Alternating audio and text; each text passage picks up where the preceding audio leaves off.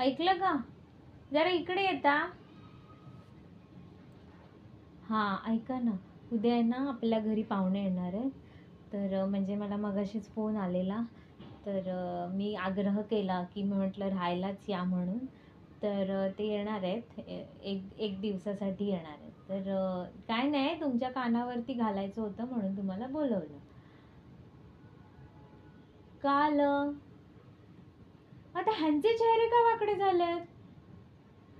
तुम्हाला ना, मला तर असं वाटतं पाहुण्यांची एलर्जीच आहे.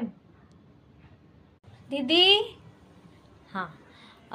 तर मी बोललेली ना पाहुणे येणार आहेत म्हणून, तर जरा बरे कपडे घाल. ते शॉर्ट्स घालून फिरू नको घरामध्ये.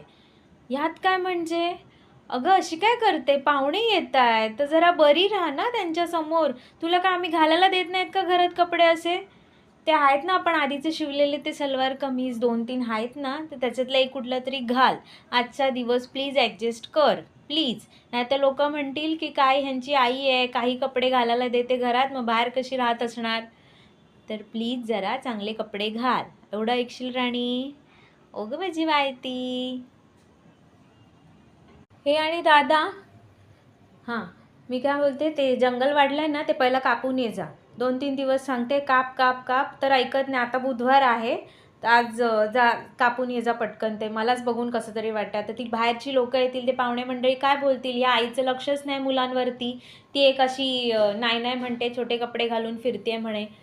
प्लीज ऐकाल माझं? प्लीज आजचा एकच दिवस ऐका. मग उद्यापासून काय करायचं ते करा. मोठे आले. स्वतःचं कसं रे तुम्हाला तुमच्या कम्फर्टप्रमाणे आम्ही राहायचं. तसं एक दिवस आईचं ऐकलं तर काय बिघडतंय तुमचं? हो ऐका ना, ते जरा वरती ते आहेत ना डब्बे जरा खाऊचे, ते जरा खाली काढा. चिवडा वगैरे ठेवला आहे त्याच्यामध्ये, तर खालीच असू द्या म्हणजे कसं बरं पडेल मला. मुलं वगैरे येतील, त्यांना काय खायला वगैरे लागलं तर. आणि ना वरती एक असा डिनरचा सेट आहे. 2 आहे. त्याच्यातला एक असा चांगला असा म्हणजे येल्लोवाला मी ठेवून दिला आहे. तर तो ना जरा काढा. मी काढायचा प्रयत्न करते, पण माझा हात तिथे पोहोचत नाही. तर प्लीज जरा काढून द्याल का? कारण जरा बरं वाटेल ना पाहुण्यांना, त्याच्यात मस्त जेवण देईन मी.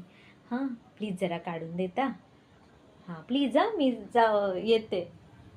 हुश. आता काय राहिलं असेल? डिनर सेट काढला आहे. झाडलं पण आहे, तसं साफसफाई पण केली आहे. बघू आता उद्या पाहुणे आल्यावरती काय होतं ते. सगळं व्यवस्थित होऊ दे.